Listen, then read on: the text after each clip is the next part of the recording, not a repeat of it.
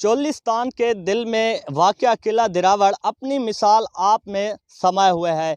ये जनूबी पंजाब के शहर बहावलपुर से तकरीबन 100 किलोमीटर दूर ये वाक़या है जनूब की तरफ। तो यहाँ पे जो दूर दराज से आए हुए जो शहरी हैं यहाँ लुत्फ़अंदोज़ होने के लिए आते हैं। तो इस टाइम जो हमारे साथ एक शहरी मौजूद है, उनसे बात करेंगे। भाई आप बताएं कहाँ से आए हो? जी पहले नंबर ते अस्सलाम वालेकुम तमाम दोस्तों नू। मैं साहिवाल दे नाल मेरा ताल्लुक है। साहिवाल मिंट कुमरी अड्डा यूसफ वाला 84 पिंड का नाम। उत्थों मैं आया तो मैं ना एक मेरे दोस्त ने मलक अजमल साहब बावलपुर दे नाल ताल्लुक है। इन्होंने मैनू दसिया कि किला दिरावड़ बड़ा खूबसूरत किला है, तुसीं तशरीफ लै आओ। जनाब मैं उत्थों इत्थे पहुँचा, जो मैं किले ते पहुँचा ना किला वाकया ही खूबसूरत है, लेकिन अगर हुकूमत की थोड़ी जी तवज्जो इस पासे हो जाए तो इस किले नू मजीद खूबसूरत किया जा सकता है। चोलिस्तान का इलाका इतने खुले रकबे ने कि पूरा पाकिस्तान भी अगर इहदी गंदम खावे तो मुक्कण वाली गल कोई नहीं। सिर्फ वजह की कि इत्थे पानी कोई नहीं। और हुकूमत नू चाहिए कि जनाब किला दिरावड़ की तरफ भी तो चोलिस्तान की तरफ खसूसी तवज्जो देवन, ताकि इत्थों के जिहड़े बशिंदे ने वो जनाब खुशहाल हो सकन। आप किला दिरावड़ की खस्ता हाली को देख के कोई अच्छा सा शेर सुना दें। जी, खंडरात का नक्शा हो गए हैं, मुस्बित अमकान दा की बनसी, डाकू पर बनसी, मेरे खिजर बयान तू बाहर है, हक दे फरमान दा की बनसी है, मुल्क ते राज हनेरियां दा मेरे पाकिस्तान दा की बनसी। गैरां दे घर साड़न वाले अपने साड़ के रोवणगे, अपने हत्थी आसां वाले बाग उजाड़ के रोवणगे, दूजियां ते तनकीद है सौखी, अपने दामन साफ करो, मुल्क दी मिट्टी चीखदी पई है, मेरे नाल इंसाफ करो। मुल्क दी मिट्टी चीखदी पई है, मेरे नाल इंसाफ करो। और कायदे आज़म नू कोई जा दसो कि अपने मुल्क दा हाल आ वेखण, मिल्लां विच मजदूरी करदे निक्के निक्के बाल आ वेखण, की इकबाल तसव्वुर दिता की होया फिलहाल आ वेखण, जिन्ना कल अरूज सी डिठा अखी नाल जवाल आ वेखण, जिन्ना कल अरूज सी डिठा अखी नाल जवाल आ वेखण। अच्छा, आखिर में आप हुकूमत को क्या अपील करेंगे? जी हुकूमत नू मेरी अपील है कि हुकूमत नू चाहिए कि खसूसी तवज्जो किला दिरावड़ की तरफ देवन। एक बड़ा खूबसूरत इलाका है, बड़ा खूबसूरत जन्नत नज़ीर एक टुकड़ा है। अगर ये हले तवज्जो ना दी गई ये मजीद इस तरीके दे नाल खस्ता हाल हो वैसी हुकूमत नू चाहिए कि चोलिस्तान वास्ते ते किला दिरावड़ वास्ते खसूसी तवज्जो देवे।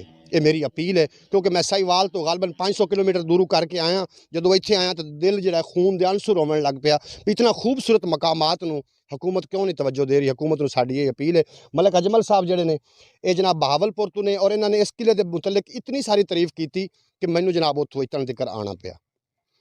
यकीनन ये पूरे पाकिस्तान से सियाह जो हैं वो यहाँ पे लुत्फ़अंदोज़ होने के लिए आते हैं। तो यहाँ पे जब पहुँचते हैं तो जो किला की हालत को देखकर वो खून के आंसू रोते हैं और चीख चीख कर हुकूमत से मुतालबा करते हैं कि खुदारा इनको जो है जल्द इसकी मुरम्मत की जाए, ताकि जो पाकिस्तान के अलावा दीगर मुल्कों से भी यहाँ पे सियाह जो हैं वो लुत्फ़अंदोज़ होने के लिए आते हैं, तो उनको जो है मुश्किलात का सामना ना करना पड़े। जी,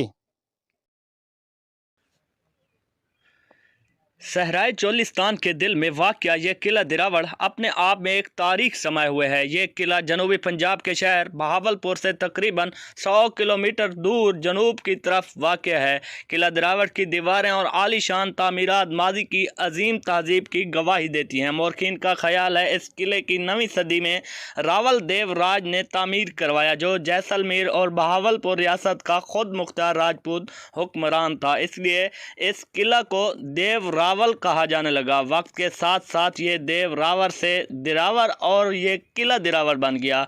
ये किला जैसलमेर रियासत का हिस्सा भी था। 1733 में नवाब ऑफ बहावलपुर मोहम्मद खान अव्वल ने इस किला पर हमला किया और राजा रावल सिंह को शिकस्त देकर इस किला पर अपनी हुकूमत कायम की। यूँ ये किला रियासत बहावलपुर का हिस्सा बन गया।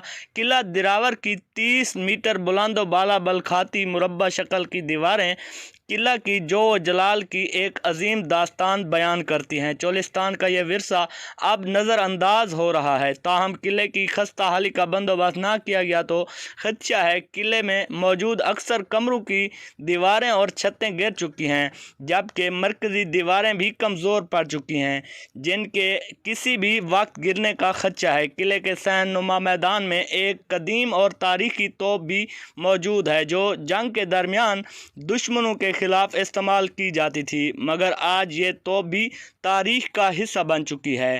توپ کے ساتھ ایک ٹنل بھی تھی، ایک نور محل نکلتی تھی، جبکہ دوسری ٹنل احمد پور شرکیہ صادق گڑھ پیلس میں نکلتی تھی۔ اندرونی طور پر مضبوطی دفاعی قلعے کا اندازہ اس کی موٹی دیواروں اور بلند و بالا میناروں سے بخوبی لگایا جا سکتا ہے۔ اتنا صدیاں بیت جانے کے باوجود اب یہ عدم توجہ کے باعث دم توڑنے لگا ہے۔ قلعہ دراور کو چولستان میں داخل ہونے کا دروازہ باب چولستان بھی کہا جاتا ہے۔ صحرائے چولستان میں ہر سال گزرتی جیپ ریلی کا افتتاحی نقطہ قلعہ دراور ہوتا ہے۔ قلعہ دراور کے دھرتی پر رسول آرام فرما ہیں۔ قلعے کے وسط میں شاہی نوابین ہی تدفین ہیں۔ مشرقی جانب ایک مسجد عظیم موجود ہے جو کہ پہلے یہاں میدان ہوا